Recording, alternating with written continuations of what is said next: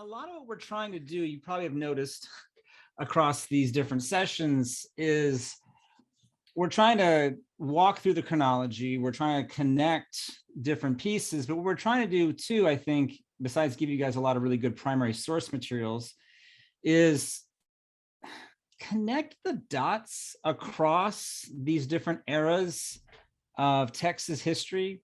And that's why we started this series with the end of the Spanish period, as it's often called, because you really can't understand the beginning of Mexican Texas in the 1820s without understanding all the problems that had preceded it, that led the Spaniards in San Antonio to even open the door to someone like Moses Austin and the Anglo-Americans. And what we talked about last week, was how that had opened the door not only to Stephen F. Austin coming in and partnering with the Spaniards, and then in 1821, now Mexicans who live in Texas, but it opened the door to a transformation of Texas during the first half of the 1820s by creating the Stephen F. Austin colony, right? And we talked a lot about how that worked.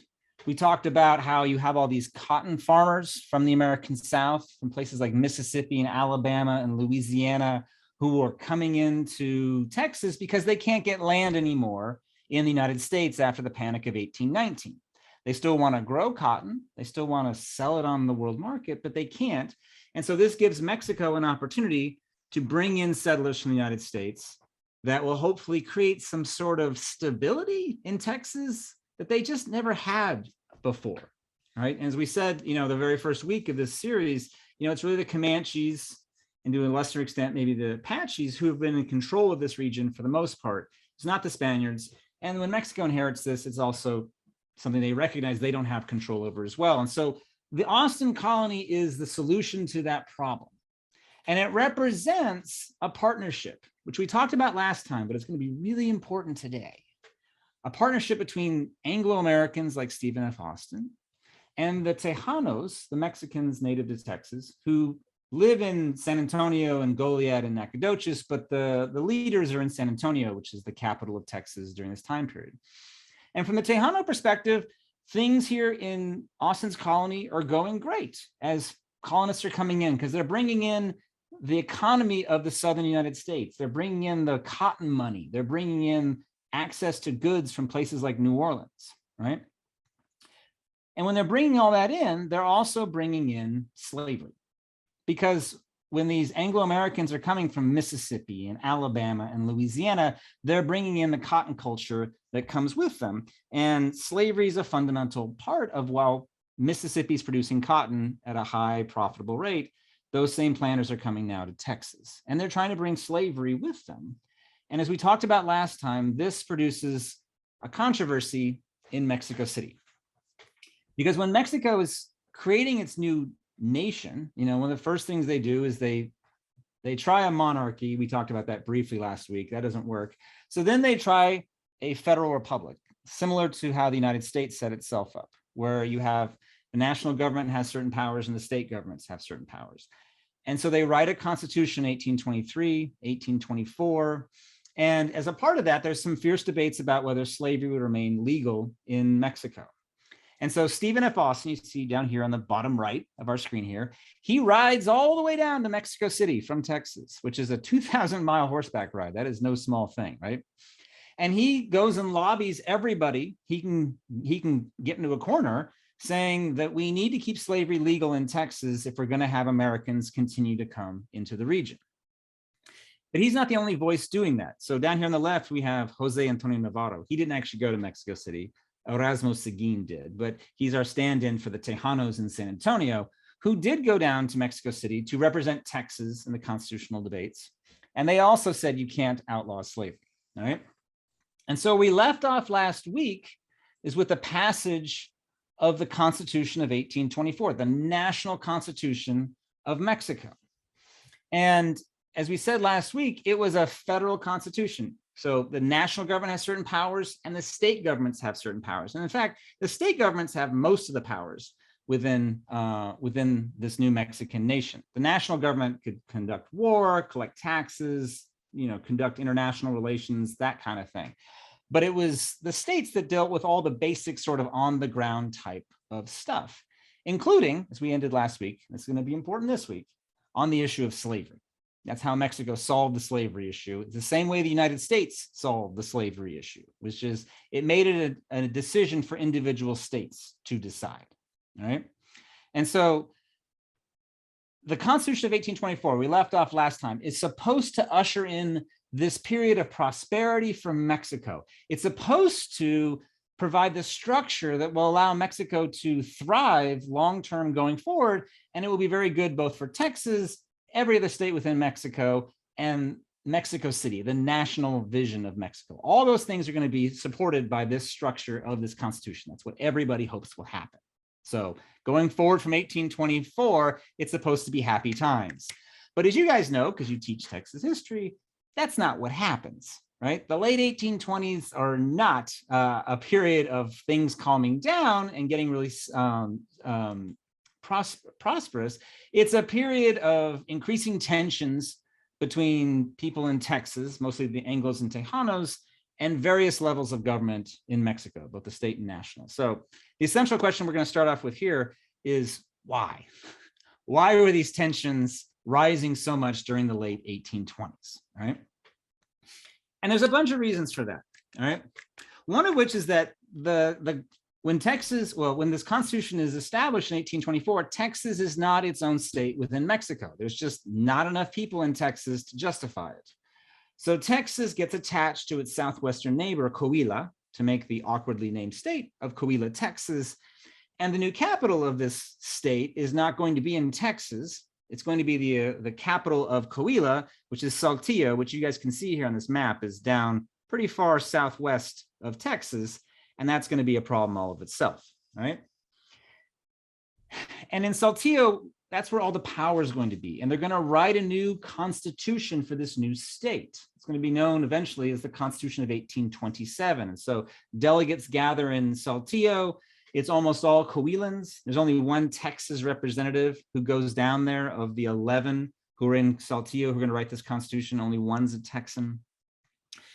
And so there's a lot of questions in the air about whether or not Texas is going to get what it needs, especially on the slavery issue. Remember, that had not been decided in Mexico City in the Constitution of 1824. It had simply been made an issue for states to decide.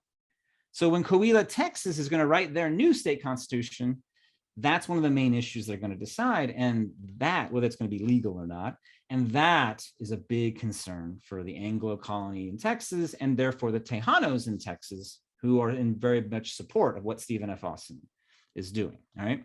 So all that's going on in Saltillo.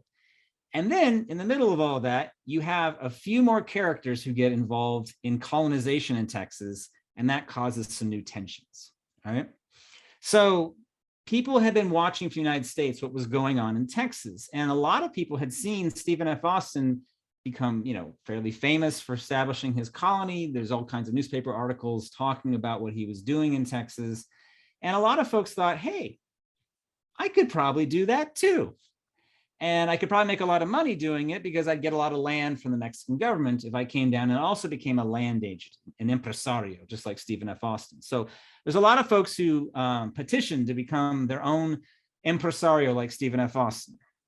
And one of the guys who got one of those colonial contracts to be another impresario was a guy named Hayden Edwards, which I know you guys have all heard of because of the Fredonian Rebellion.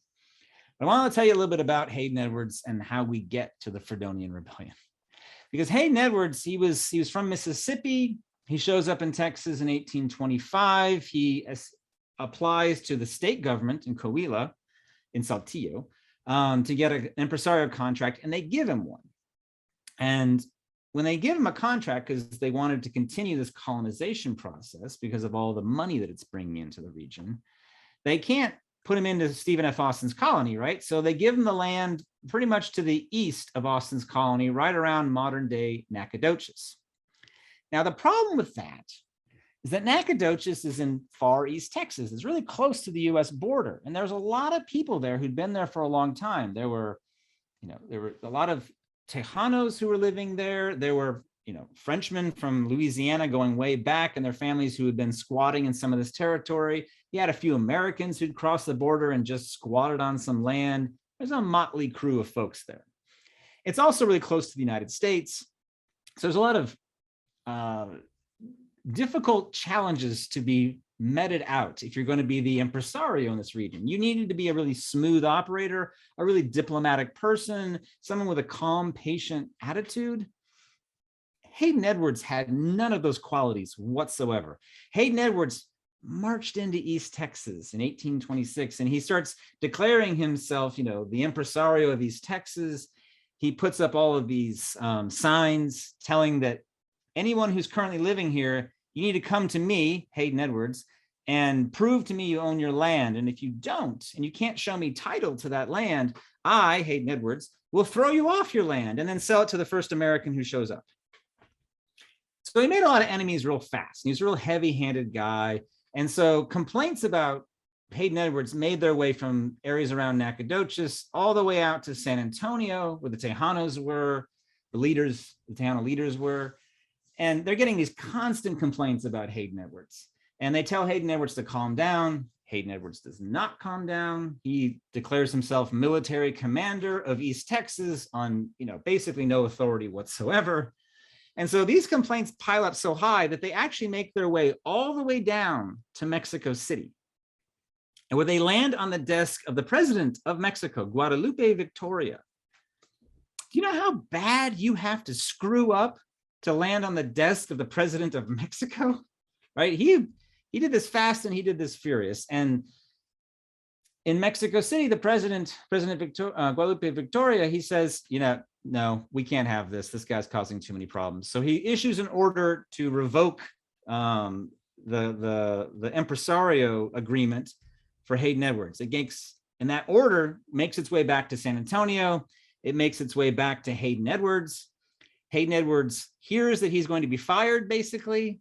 And so Hayden Edwards does the only reasonable thing somebody could do in this situation. He decides to declare a revolution. Which is only funny because it's so absurd, but he really does that, right? He goes and rides into Nacogdoches in December of 1826.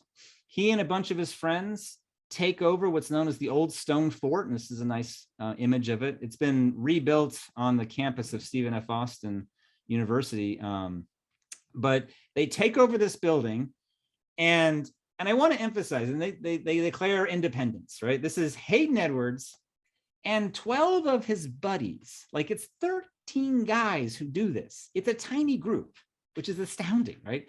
And they declare that, they're independent of Mexico. They're now in charge of this new republic of Fredonia, which is really free, I guess. And they trade a bunch of insults. They call Mexico an imbecile nation and all kinds of terrible things. How on earth is this going to work if you've only got 13 guys, including a couple of Cherokees, holed up in this building here declaring independence, right? 13 guys are not going to do it. So how does Hayden Edwards think this is possibly going to work? Well, he's going to appeal to Stephen F. Austin and the thousands of colonists who have settled in Austin's colony just to the west. And so they send, I'm not making this up, they send Stephen F. Austin a letter saying, hey, good news, we declared independence. Why don't you guys join us in rebellion? All right. How does Steve here react to the news? Not so good, not so happy, right? Stephen F. Austin wrote several very angry letters to Hayden Edwards and the Fredonians, but this is one of my favorite quotes there. He says, the people in your quarter have run mad or worse. He's like, this is a terrible idea. And why was it such a terrible idea to Stephen F. Austin? Well, first off, he thought himself as an Anglo-Mexican. He was very much in support of the new Constitution of 1824, and he knew the state constitution was being written at that moment in Saltillo. And he wanted that constitution to say the things he wanted to say, particularly when it came to slavery. So you can see here, I'm not going to read this to you, but he's mostly concerned that if we have a little rebellion in East Texas, then all the legislators in Saltillo are going to not approve slavery or even approve colonization. This is going to destabilize absolutely everything. And that is a huge problem. So instead of joining the rebellion, Stephen F. Austin rides against Hayden Edwards and the Fredonians. The Tejanos send out a military contingent to push out Hayden Edwards. Stephen F. Austin and several of his colonists join them, and they ride to Nacogdoches basically to challenge Hayden Edwards.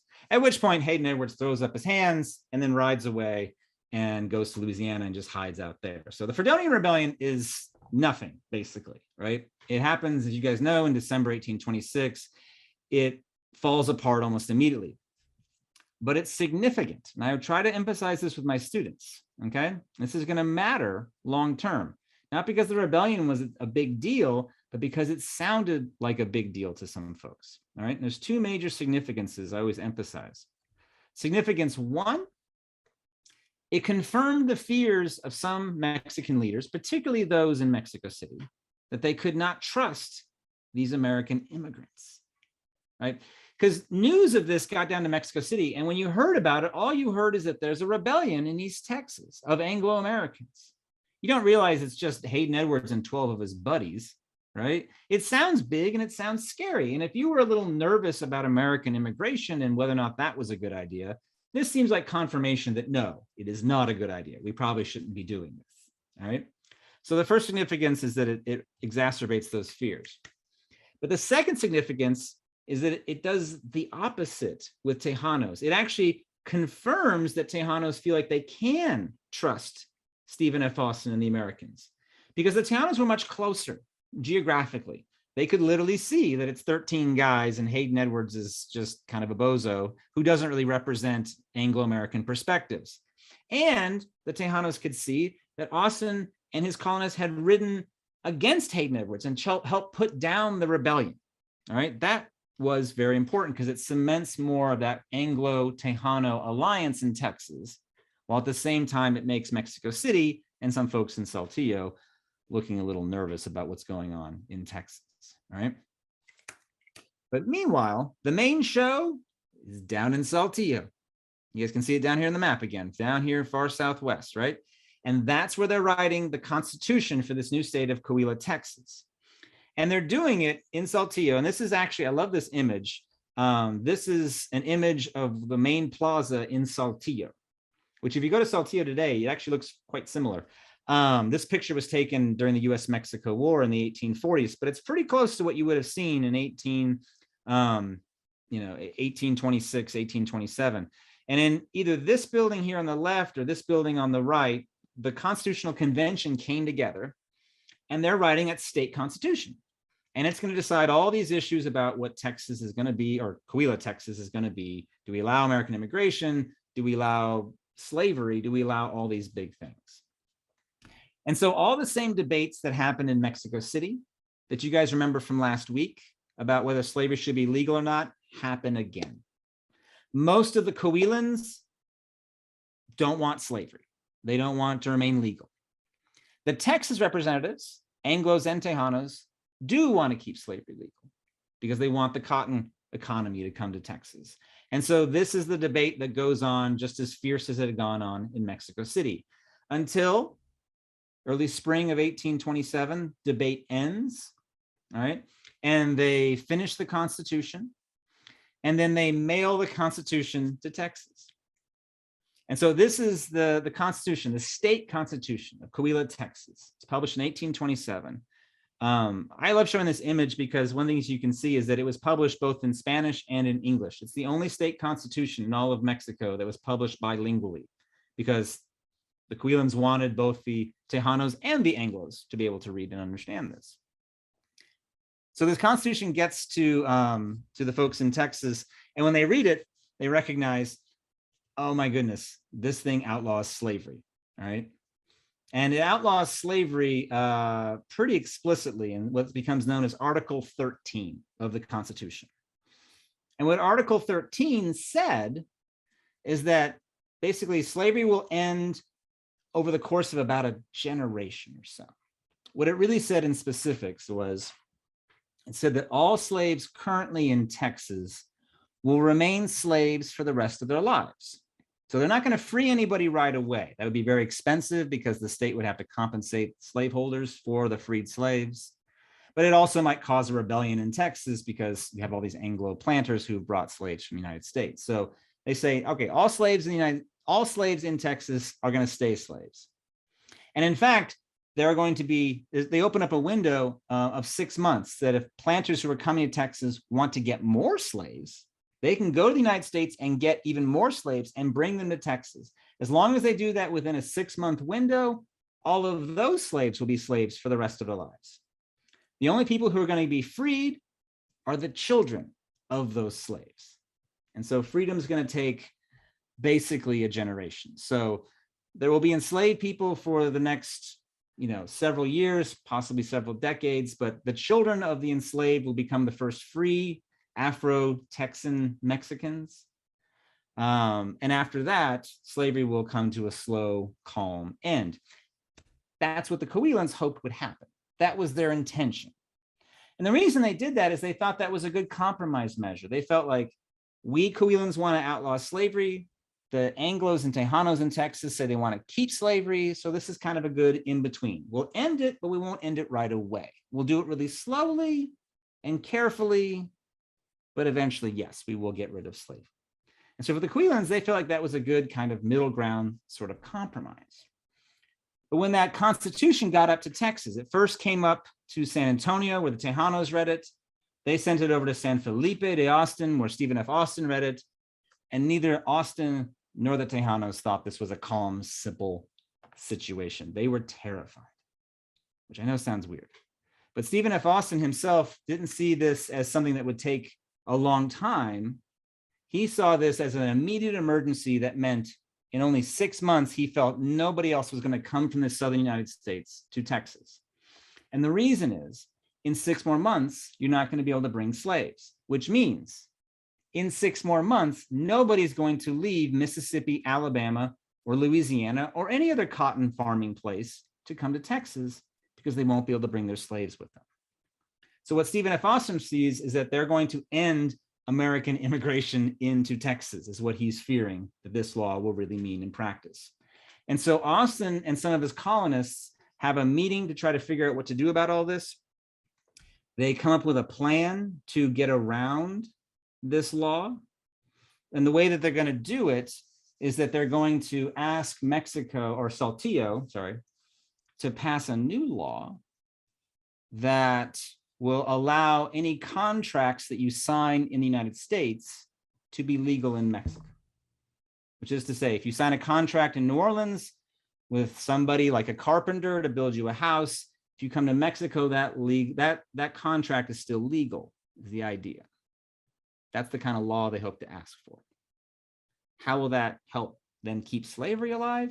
Well, it's pretty simple. They'll have slaveholders who are coming to Texas free their slaves, but then have them sign 99-year service contracts.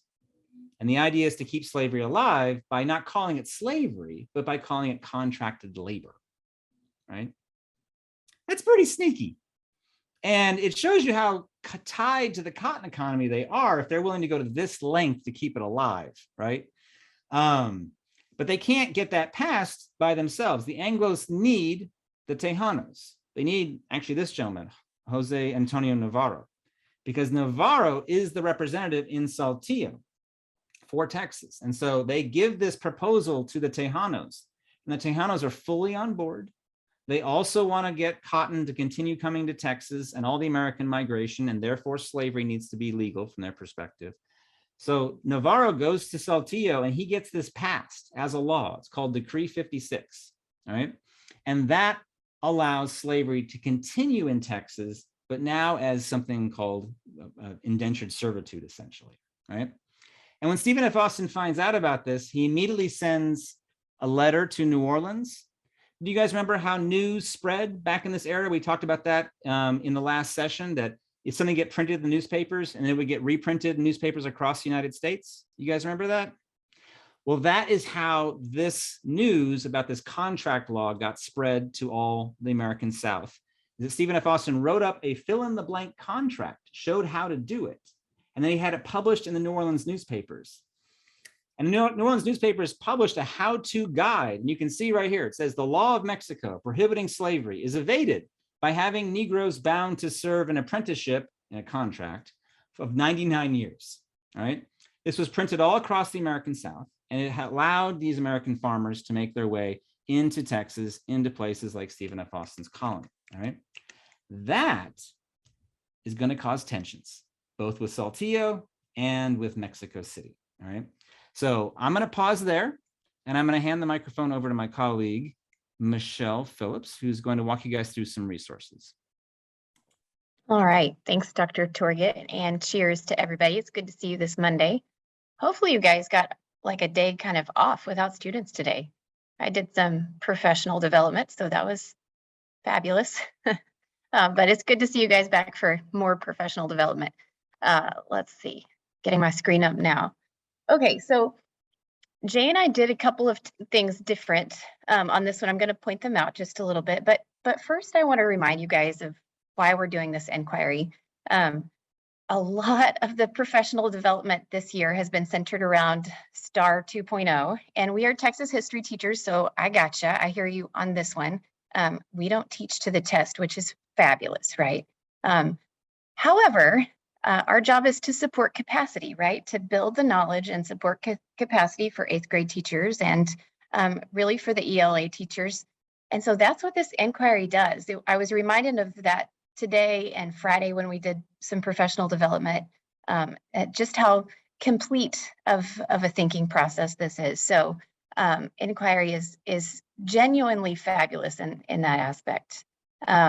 A couple of the things that we changed on this were, number one, last week, there were lots of requests for visuals. And so we listened and we added lots of visuals. So we've got some visual representations on this for analysis. And then another thing was really just some strategic things that may help you out in the classroom. And I'll show you those in just a moment. We kept the same format as far as reminding students how to meet a document, how to analyze a document. There is a starter in here for you about colonizing the moon and establishing laws for that. So if this is your first time, again, if this is your first time to use an inquiry in your classroom, you're more than welcome to use this or take it out if you've already done inquiry. Students may not need that. This video, if you want to use this is like 1:08 seconds, I think. If you want to use a video as some background information for your kiddos, you're welcome to use that. It's clipped and ready to go, so you don't have to do anything with that. But for my portion today of the inquiry, my portion is all about the laws and the changing of the laws. So you could, the question that we're going to start out with is, how did the Miri-Turan report and the law of April 6th of 1830 increase tensions between Texas and Mexico? And so it's really just this analysis of the laws of Mexico. Let me pull up some of the primary source documents so you can see those first. Here's the primary source sets. Okay, here's what I want to frame out as well. I started with the Mexican Constitution of 1824, but that's because it needed a baseline, right? So if you're only using this primary source, or I'm sorry, this inquiry and not the other two inquiries, there needed to be some kind of a base to start with. So the Constitution of 1824 certainly provides that. However, if you've already gone over that in your classroom and your students are very aware of what the Constitution has established for Mexico and for the colonists, then you can take this out of the inquiry. This isn't incredibly necessary unless you need that. I've got some background information for Miri-Turan specifically and how he impacts the changing of the laws. And then there's this really great excerpt from his recommendations that talks most specifically about the foreigners coming in, like stopping Anglo-Americans coming into Texas. And it also just gives a really good representation of what he sees in Texas. And it says this interesting bit right over here. Let me see Well, maybe not in this one. Maybe it's in the next one. I apologize. Let's keep moving. After that, we move on to the law of April 6th of 1830. This was the pivotal law, right? This was the thing that kind of shook everything, changed everything. And so what I've got inside of the laws are the article itself, and then a summary of the article, because what I don't want my students to do is really get tripped up on analyzing the article. They need to understand the meaning, right? And so I've gone ahead and put some summaries of the meaning, and I'm okay with my students just using the summary. I put the article in there so that some of my higher learners can take a look at that and analyze that. But again, the meaning is what we want them to have. So there's a summary of some select articles. And then the supporting questions are all about analyzing the factual information, right? The changing of the laws with some geography. We're starting out with geography. How does the location of the colonies in Texas impact rebellion? Well, this is a perfect visual for that, because what it shows, if you can't see, what it shows are the dark lines are like the heavier roads used, right? That's coming from the United States all the way into Texas, but also what we see are two port cities, right? We've got Galveston, and then we've got another city south of that, and it's not on the map, so I'm not going to say it out loud because I'm going to get it wrong. So we've got two port cities, access to some pretty heavy used roads. That includes trade, right? That includes the influx of Americans, probably sometimes illegally coming into Texas, access to the border, access to the United States, access to the ocean and port cities. That's what we want our students to see inside of this map. So the next visual is this.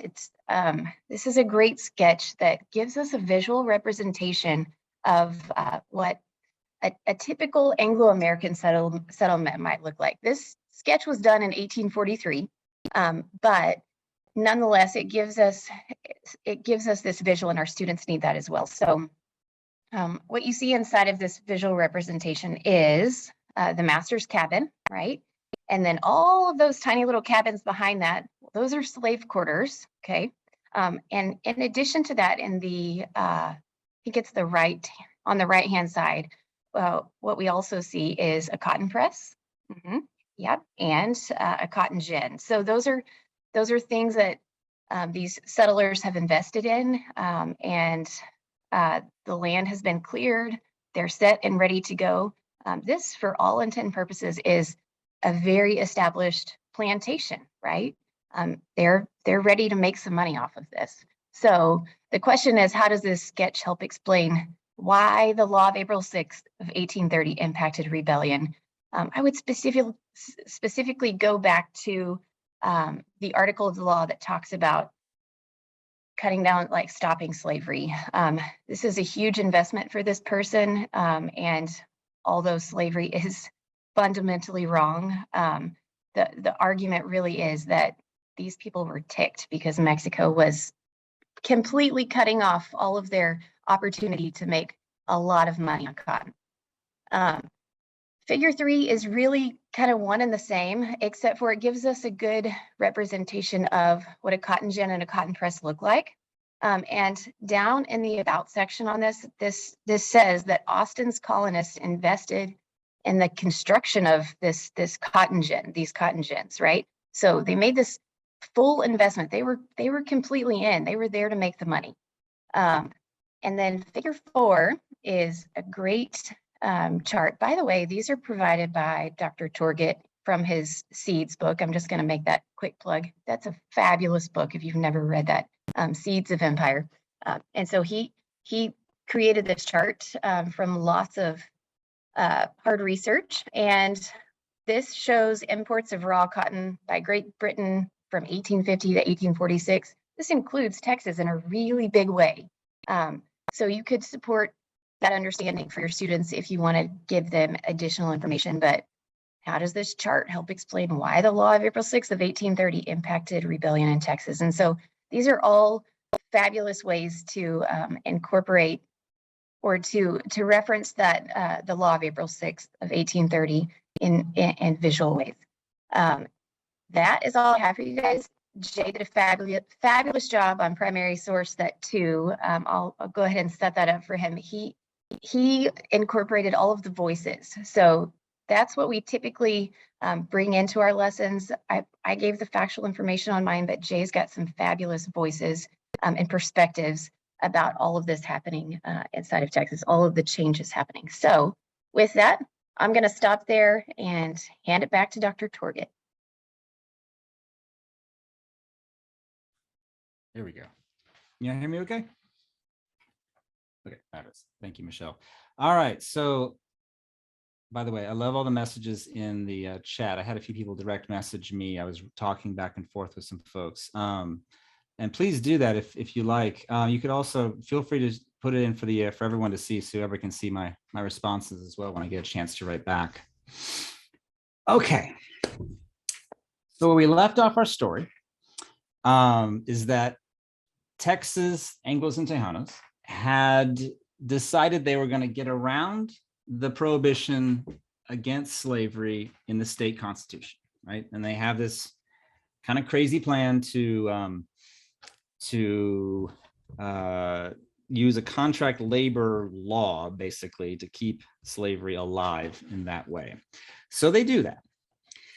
Now, the question is, how long is it going to be before Mexican officials figure this out? And the answer is not very long.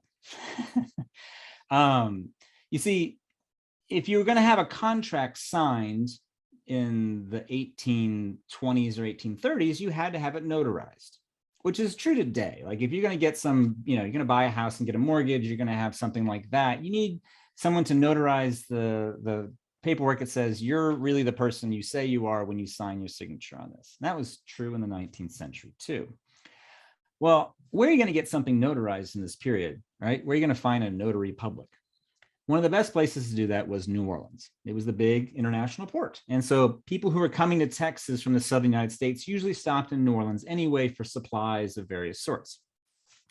So now you have all these planners who are in New Orleans getting contracts notarized. And it turns out that the biggest, most busy notary public office where you could get things notarized in New Orleans happened to be directly across the street from the office of the Mexican consul in New Orleans.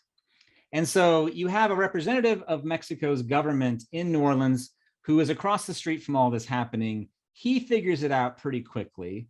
And he starts writing, very alarmed letters down to Mexico City saying, hey, these Americans are just thwarting our laws against slavery, or the state law, in this case, against slavery. And they're doing this whole little crazy thing. All right. And so when those letters start getting to Mexico City in 1827 and 1828, they raise a lot of alarms. And they come right after, as you remember, the Fredonian Rebellion, which raised a lot of alarms. And so there's a growing number of people in Mexico City who are concerned that Texas is uncontrollable and it's spinning out of control because it has too much power and it has too little of Mexico City's oversight. And so there's a movement in the late 1820s for Mexico City to reassert control in Texas. Now, I want to emphasize to you guys, this is a part of a movement in Mexico City to reassert control kind of all over the country, not just Texas, but to reassert Mexico City's influence in places like Texas or south in Yucatan or places like Zacatecas or as far north as New Mexico or California. All right. And so Mexico starts walking back from federalism in the late 1820s. And that is going to cause a lot of tensions that'll help lead to a civil war in Mexico. And as part of that, the Texas Revolution, right? So our essential question number 2 for the second part is, why did Mexico start abandoning federalism?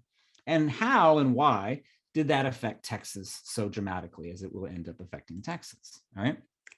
So to do that, we got to talk about centralism versus federalism in Mexico, which we did last week, as you guys remember. We talked a little bit about how they're forming a new nation, a new government, and they were bouncing between these two ideas of centralism and federalism. And I hit this with my students several times. I think, you know, all of us should do that because it sounds a little boring to my students when I say anything with ism at the end, centralism, federalism, but it's so important if you're going to understand how and why things fall apart in the 1830s the way they do. It just doesn't make any sense if you don't have some sort of idea about these two poles in Mexico about how they were going to govern themselves. So here's Mexico. I love this map of Mexico. And as we said, the first thing Mexico tried in 1821 was a centralist government, right? A monarchy where you're centralizing authority in Mexico City.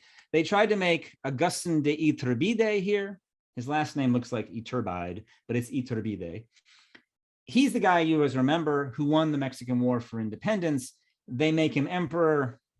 It's a disaster in just a few months. Like literally within 9 months, they've thrown him out of the country and he's in exile. And when that happens, it really kicks the feet out from underneath the idea of having a centralized government, like a monarchy. So that's when Mexico, as we talked about last week and earlier today, goes all the way to the other side and goes to federalism, where they write the Constitution of 1824, where power is not just centralized in Mexico City, it's federalized. It's shared between the national government in Mexico City, but most of the power resides with the states. As we talked about last time, the idea there is that every state in Mexico has different needs. What's going on in Yucatan is very different than what's happening in Texas or New Mexico or California or Zacatecas or Oaxaca, any other part of Mexico. They all have their unique and particular needs, whatever those might end up being, right? So the point of this Constitution, the point of federalism is it was supposed to usher in this period of great prosperity for Mexico. That was the hope and the idealized dream in 1824. Did it happen? No, it did not happen. And that is what Mexico struggled with throughout the late 1820s. Instead of prosperity, Mexico became further and further in debt. Instead of having stability, it became factionalized. So they have their first presidential election, 1824. It goes fine. Guadalupe Victoria is the president. Then they have another election, 1828. And in that election, the gentleman who got elected, a guy named Pedraza, the army decided they didn't want Pedraza to be president. So they overthrew him and put in a guy named Vicente Guerrero as president. And the point is, they try to have their first peaceful election transfer of power and it doesn't go well. The army gets involved. There's chaos of various sorts. Mexico is getting increasingly broke and the treasury has no money. And then Spain invades in the late 1820s, as Spain had been threatening to do, to reclaim Mexico. And it's not going well. And so there's an increasing number of people in Mexico City who believe that the way to stabilize things in Mexico is to get rid of federalism and to centralize authority, to bring back power into Mexico City that can act, you know, as a strongman, like a king would, and solve all of these problems that are all over Mexico. And what's happening in Texas is interpreted by people in Mexico City as just a good example of things are spinning out of control and we need to reassert control in places like for Mexico City to control what's going on in Texas or Yucatan or Zacatecas. I want to emphasize, they're not just focused on Texas, but Texas is a great example because in Mexico City, they hear about the Fredonian Rebellion. And as I said, they can't see it because they're so far away. So when they hear about the rebellion, they don't imagine it's 13 yahoos. They imagine it's some big rebellion of all these Americans, and they're very much in danger of losing Texas. Or they hear about the Americans and their Tejano allies trying to get around the prohibitions against slavery, and that's causing all kinds of issues too when the consul in New Orleans is writing all these upset letters, right? So in Mexico City, they're getting increasingly concerned. And that leads to what Michelle was talking about, the Manuel de Miri Terán inspection tour. So this is Manuel de Miri Terán. I love this guy. He's fascinating. He is like a true Mexican nationalist. He's a real scientist. He's a real patriot. He really believes in Mexico as a nation. He's a fascinating, erudite kind of guy. And they send him up to Texas. Officially, his job is to inspect the border with the United States. That's what his cover really is. But his real mission is to see what on earth is going on in the Texas colonies because of all these negative reports, and to tell Mexico City what the real situation is on the ground. So that's why he comes up.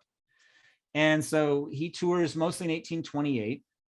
By the way, he kept a diary of his travels, which is really fascinating to read. It's been translated into English. It's been published by the University of Texas Press. If you don't have a copy, I highly recommend it. It's called Texas by Terán. It's a beautiful firsthand account of what's going on in Texas during this period from the perspective of a Mexican general. And it's amazing. He goes through Stephen F. Austin's colony. He meets with Stephen F. Austin.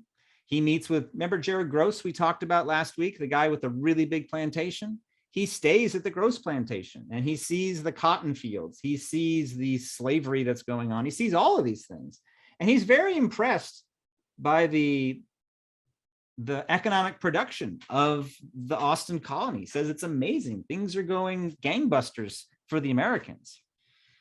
But he's also very alarmed by what he sees, because what he recognizes is there's a lot of Americans who've moved in here, and there's not many Mexicans. There's not many Tejanos who live in the area. No Tejanos really live in Stephen F. Austin's colony. So the Anglos are kind of by themselves. And he says they outnumber the Mexicans who live in Texas 10-1.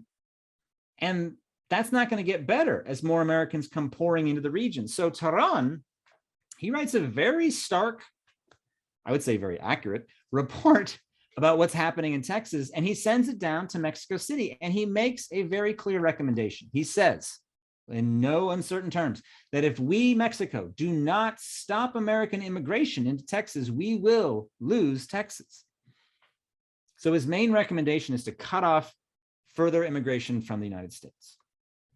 When his report gets to Mexico City, it lands on the desk of Lucas Alman here, who, again, Lucas Alman is a giant of early Mexican history. He's incredibly important. It's almost impossible to surmise what he was, but he was sort of like a combination of both Thomas Jefferson and Alexander Hamilton, which I know because we've all seen the Hamilton musical. We know those guys didn't like each other, but he really is that important and kind of straddles multiple roles in early Mexico. He also happens to be, besides the president, the most powerful official in Mexico City at the time. And when he gets this letter from Terán, Lucas Alman says, oh my goodness, we're going to lose Texas. And Alman is one of those guys that thinks we're kind of losing everything. And he's one of those officials in Mexico City who's trying to centralize authority in Mexico City and take back control of the full country. So Alman takes the Terán report, and he marches down to the Mexican Congress and he tells them, we need to pass a law that outlaws a further American immigration.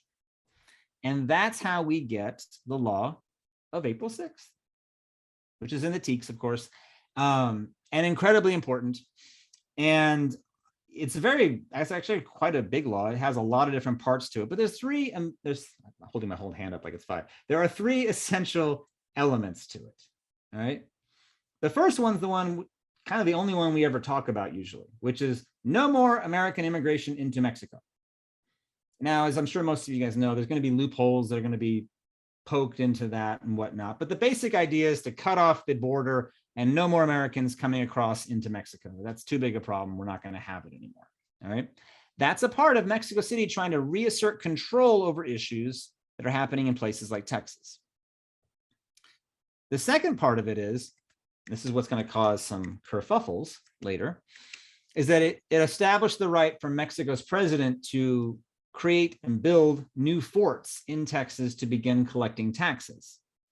Now, I want to remind you guys of something I'm sure you guys all know, is that the colonists who were coming to Austin's colony had a little exemption from paying taxes for a while, but that was already set to expire by the early 1830s. So it's not like they're establishing new taxes out of nowhere. This was already on the horizon. Mexico's president is going to establish forts that are going to start collecting those taxes. He has the right to do that. But the reason this matters is that the real reason they want the troops there, they want the forts there, is to have Mexican soldiers on the ground, federal soldiers on the ground, so that they can react to any problems in the region and again, reassert Mexico City's authority in a place like Texas in a way that had been kind of laissez-faire up until that point, all right? And then the third part is something that we never really talk about, but I recommend bringing it up because it helps establish links to these earlier content we've been talking about, that slavery issue that's been at the forefront since the early 1820s. The law of April 6 also mandated that they stop importing enslaved people using contracts. So that little loophole that they were using, the law of April 6 literally says, stop it. You can't do that. Bad Texans. Don't do that. Because they see a direct link. Mexico City sees a direct link between that and this continued immigration from the United States. So they're saying, knock it off. So does that calm things down? No, of course not. That leads to increased tensions.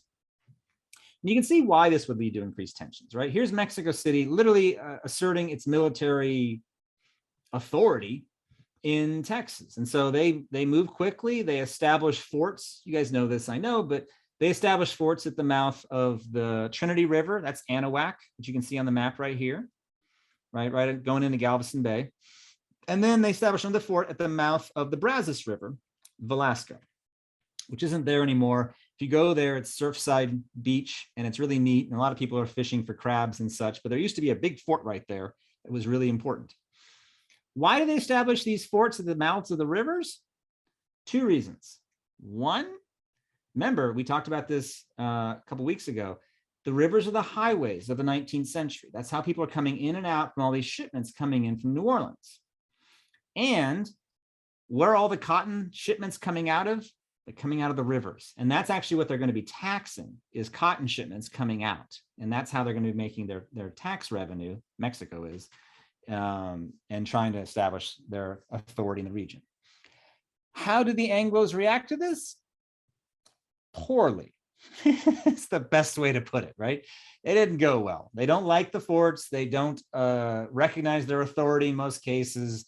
Some ships just try to sail by Velasco and Anahuac without paying their taxes and dues and stuff like that.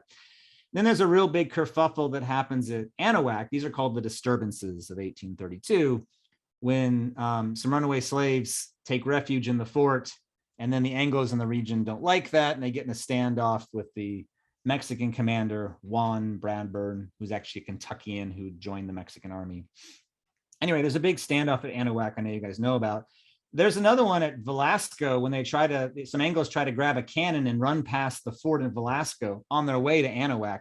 And they get into a fight there, like a full-on actual, battle, at which point 10 Texans and then 5 Mexican soldiers, federal soldiers, are killed. This is all in 1832, right? It's astounding. And so I asked my students, by 1832, Mexico City is outlawing further immigration into Texas. They're getting into fights at these forts. People have actually been shot and killed. Are the Texans ready for rebellion? And my students always say, yes, of course they are. They want to start shooting. Absolutely, because they know the revolution's coming. And I'll say, yes, but no, that's not the answer. They're not ready for revolution at all. And that's important. It's key for us to understand. Why? Because it points back again to why the Constitution of 1824 is so important. Because what the Texans decide they want is not independence and to make a republic, and they don't want any of that. What they want instead is separate statehood within Mexico. What they want is for Texas to be its own state. They want it to no longer be connected to Coahuila, but for Texas to be its own independent state. Why?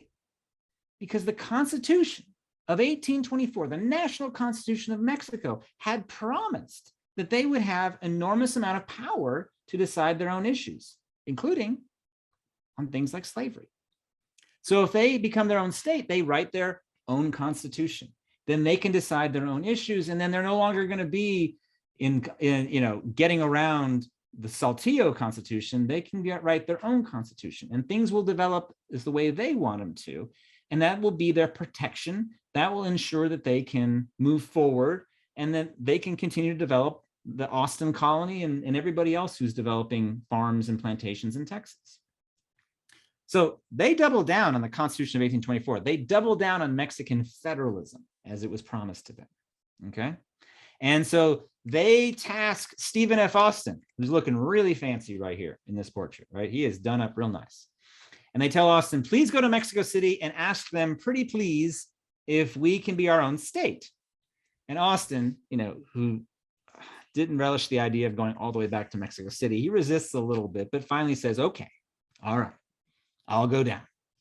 And so Austin goes down to Mexico City from Texas, which you can see again on this map is a very long trip, right? Goes all the way down to Mexico City. And as he's going down, he's thinking to himself, this is probably going to work. And he's feeling pretty optimistic, as people in Texas were, that the Mexican government would allow them to be their own state, because the guy he's going to go talk to, the president of Mexico, is known to be the biggest supporter of Mexican federalism and the biggest supporter, therefore, of the Constitution of 1824, Mexico's national constitution. They know that this guy has got a reputation for supporting federalism and the states having their own independent power. Who is Stephen F. Austin going to go meet with that he has such confidence in? Santa Anna. And he's going to be the hero, right, of Texas's quest for separate statehood.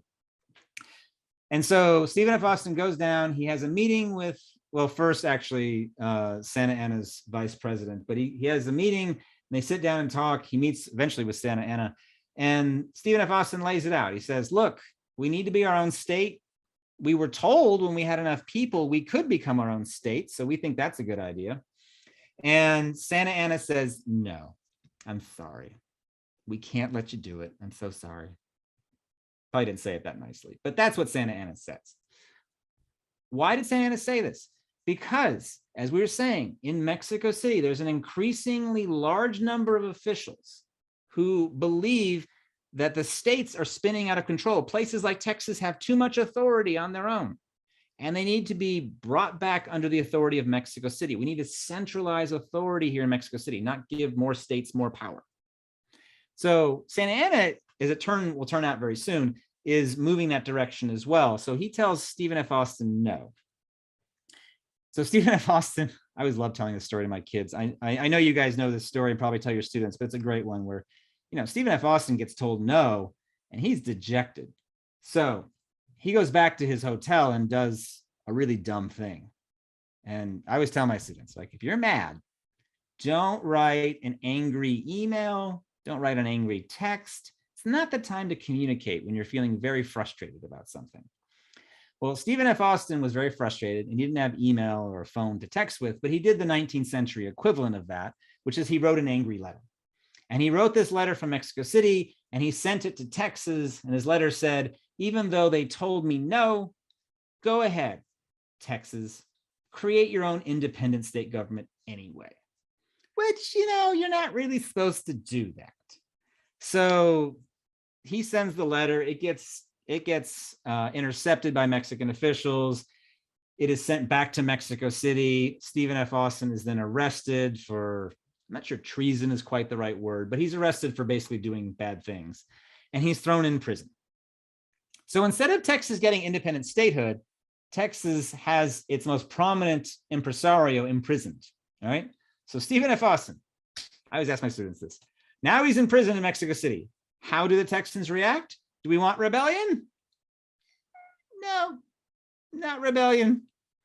In fact, most of them are like, oh man, that's terrible for Steve. Oh man, I hope he gets out soon.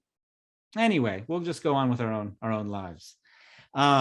They don't react, they're upset he's in jail, don't get me wrong, but they're not ready for rebellion. They still want independent statehood. And they're particularly interested in the fact that cotton prices at this point start going through the roof. All right. This is something else we don't typically talk about, but I wanted to flag you guys for. It's really important for understanding because it's a through line in all this story, the power of cotton and all these high prices. So you guys remember that cotton, is what's driving all these colonists into Texas. Well, the prices for cotton in 1830 start going up and up and up until by 1835, they're hitting 40-year highs in terms of prices. It'd be like oil today going to $250 a barrel. I mean, they just go through the absolute roof. And so the reason that matters, of course, is that that brings a lot more Americans into Texas. And so in Texas, while Stephen F. Austin's sitting in jail, you have Americans who start pouring across the border into Texas by the tens, by the thousands. Ultimately 11,000 of them come in. All right. And I'll show you guys this number. You see this? In 1830, there were 10,000 people in Texas. By 1835, there are 21,000 people in Texas. Think about that for a second. From 1830 to 1835, it more than doubles in population. And the reason for that is that these are people pouring in from the southern United States for these cotton lands because the cotton prices are going through the roof. So at the exact same moment that Mexico City is trying to seal the border and assert more control in Texas, you have people come pouring over the border in huge numbers, and this leads to increased tensions between Texas and Mexico City, right? And then in 1835, Mexico erupts into a civil war. And this is kind of the culmination of this whole process that we've been talking about. All 3 days kind of lead up to this moment. Because what happens in 1835 is that Santa Anna overthrows the government of Mexico. Now, wait, you say, I was listening earlier, and I seem to recall that Santa Anna was president of Mexico. You're right, he was president of Mexico. So this is the easiest coup you've ever heard in your life. He overthrows himself, basically. What he really does is he overthrows, wait for it, the Constitution of 1824, right? He throws that out the window. And this is the final moment in Mexico throwing out federalism, right? Again, you had that group in Mexico City that was increasingly nervous that the country's spinning out of control, and their solution was to centralize authority in Mexico City. The only way to really do that, they felt, by 1835 was to throw out the national constitution of Mexico and make someone like Santa Anna the strong man, the monarch, dictator. He's not officially dictator at this time, but essentially that's what he becomes. And that changes everything because now the states don't have power. The states don't have any authority. They don't even have their own legislatures anymore. Now they're ruled by a military governor who's appointed by Mexico City, and in this case, Santa Anna. That creates a civil war across Mexico as various states in Mexico rebel against Santa Anna and the centralists in Mexico City. And that's what helped leads to the Texas Revolution, because Texas is a part of this civil war in Mexico between centralists and federalists. The Texans are all federalists who want to control their own destiny and have their own powers to develop things in their own state. And so they rebel against Santa Anna as a part of this civil war that breaks out between these two sides of centralists and federalists. The Texans are going to be the only ones who win and successfully secede in 1836 in the Texas Revolution. But this is the culmination of this whole Mexican period in how Texas is developing, and as a result leads us ultimately to the Texas Revolution. All right, so I'm going to pause there and then hand the microphone off to my colleague Jay, who's got a whole bunch of good stuff for you guys. All right. Hope everybody can hear me. I wanted to add a little bit to that story of what Dr. Torget was talking about, the tensions and whatnot. And I have to admit, I taught the collapse of Spanish Texas last week, and I don't think I've seen my kids more captivated in primary source documents trying to explain themselves when they're answering these primary source questions.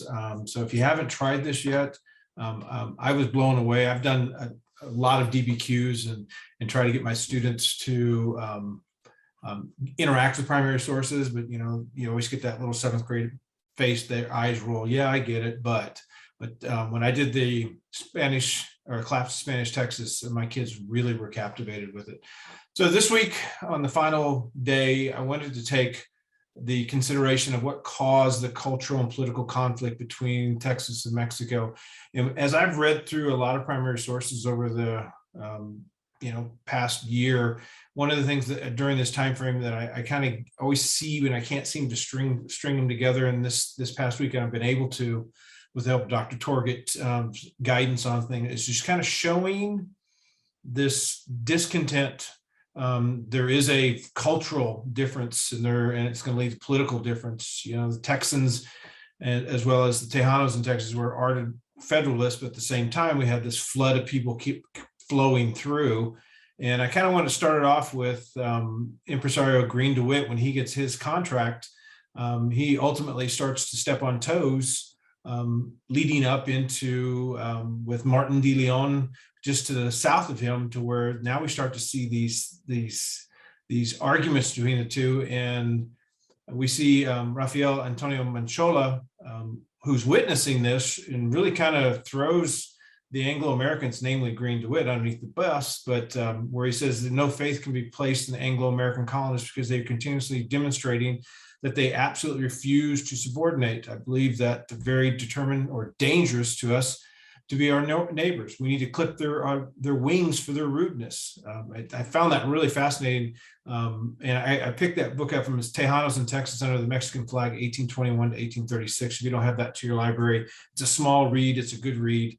And it gives you some varying perspectives. And then we bring in Tehran, and as Dr. Torget indicated, he was impressed, but at the same time, reading through some of his accounts, he kind of pretty much calls it as he sees it. And he's saying that the Anglo-Americans lack any self-control.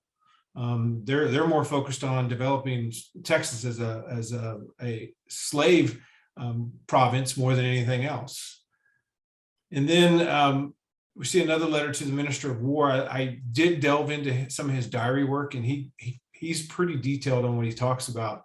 But I love the fact that he's talking about the antagonism, the hostilities between the Mexicans and the foreigners, the Anglo-Americans, would not at least be smoldering fires. And I kind of paused when I read that. It's kind of like, yeah, that kind of sets the stage for so many things that we're going to be teaching after this unit. I mean, it wasn't just like the one issue. There's a lot of cultural and political issues, differences underneath of it. And then I also like the fact that he's talking about the power to the north, silent, and they're considering to conquer Texas, which has always kind of been one of those little sub themes that I've seen as I teach Texas history. But at the same time, this gives me a primary source where I can introduce that to my students and let them make that decision. And then one thing we do have the Bear committee report talking about they're fussing back at their state government. Now we're starting to see this political infighting between the Tejanos and Bear, and they're arguing with the state Congress. They don't understand them. We all know that's kind of been a theme, and Dr. Torges mentioned that this frontier attitude that the Tejanos have developed and forged over time have really truly set them apart, and they believe that they're different from everybody else. And then we get a letter from Rhodes Fisher to Stephen F. Austin talking about that the country needs to have cotton and sugar and sugarcane. So here we see these people that are still wanting to move in, still talking about cotton and sugarcane. And cotton does play a major role, as Dr. Torget mentioned. And then with that follows the issue of slavery. And then one of the last things I wanted to talk about is a Tejano viewpoint. And here they're arguing about the law of April 6, 1830, and what it's done. It's taken away the capable North Americans to come in and do like Stephen F. Austin and start to set up these colonies and the colonists that follow. And what they're seeing now, what's left open, the doors left open for dregs or scum of society, the adventurers who have nothing to lose, and they're ultimately going to come in large numbers. And they see the harm that these droves are going to create for Texas. And then the last one, this was a new discovery for me, the Goliad Tejano viewpoint on Anglo-Americans. And they wrote this to the state Congress in 1833. And I really love the beginning of, let us be honest with ourselves. The foreign impresarios are nothing more than money-changing speculators, scaring for their own well-being and hesitating not in their own unbecoming methods. I thought that was really telling of some of the backstories. And that's kind of where that's my intent. That's what I tried to do, is to show you the backstories of these little snippets that you can get your students to get their minds wrapped around it, to where they're saying, well, wait a minute, what caused these political and cultural differences between Texas and Mexico? Was it just slavery, or was it something more? And I'm excited to hopefully you guys can introduce this into your class and create some really good student-led conversations with that piece of it.